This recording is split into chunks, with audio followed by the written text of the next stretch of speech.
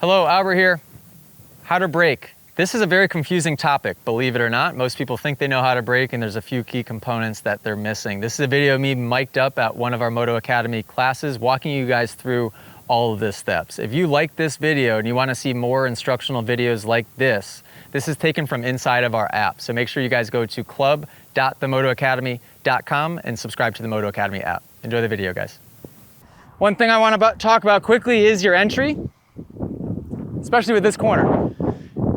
We need to make sure our braking is done and completed before we get to where the corner is. For you guys, there are exceptions to this, but rarely, your braking should all be done standing up in the attack position. The downshifts happen first, then the braking, then we can sit for the corner. I want all of you to get comfortable using the front and the rear brake together without the clutch. All right? Those of you that, is anybody here on a 50 or are we all on, oh, we got 150. On the 50, I just want you to get comfortable going to the rear brake with your foot, going to the front brake with your hand. Do you use one or the other right now?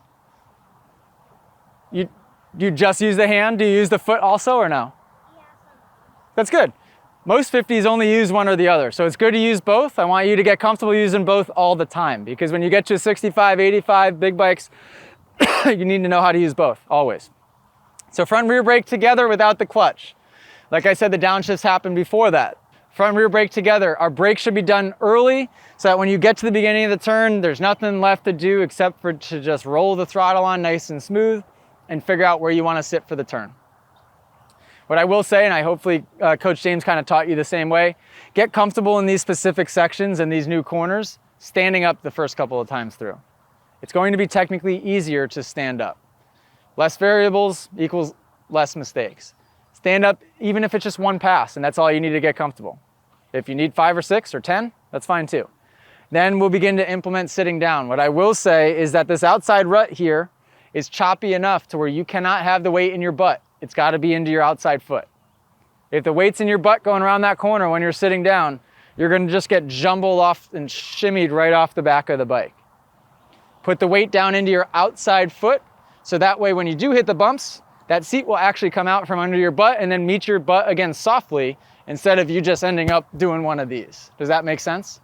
So even though it looks like you're sitting down, and you are, the weight is still in your legs and in your outside foot, not into your butt.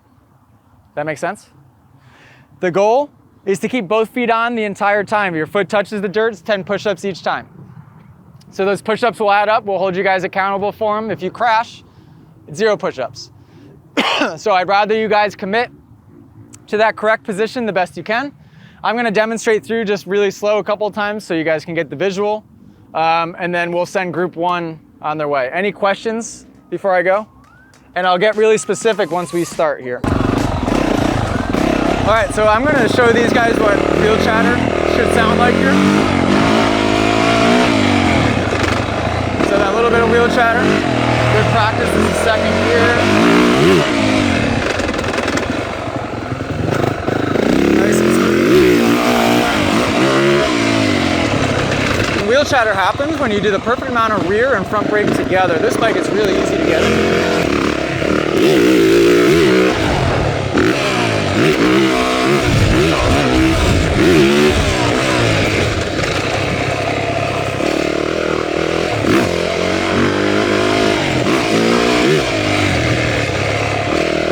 Second gear.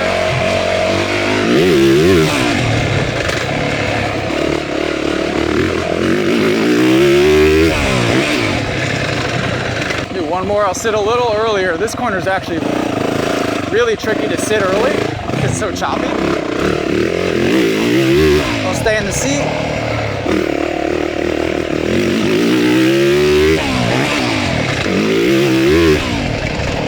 Super easy for that foot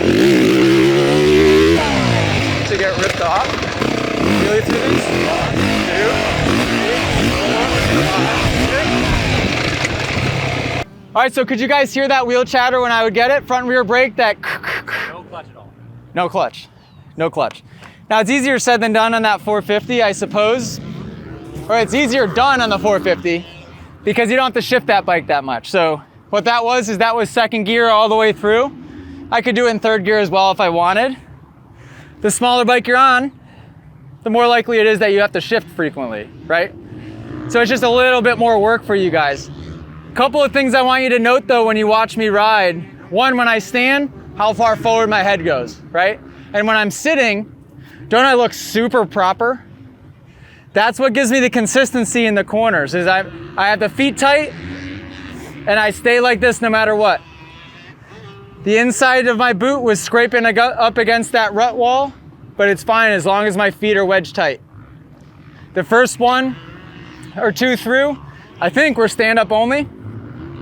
Maybe, did I go outside stand up only? Or did I sit down every time? Then as I got comfortable, then I began to sit a little bit earlier, but not until you're comfortable.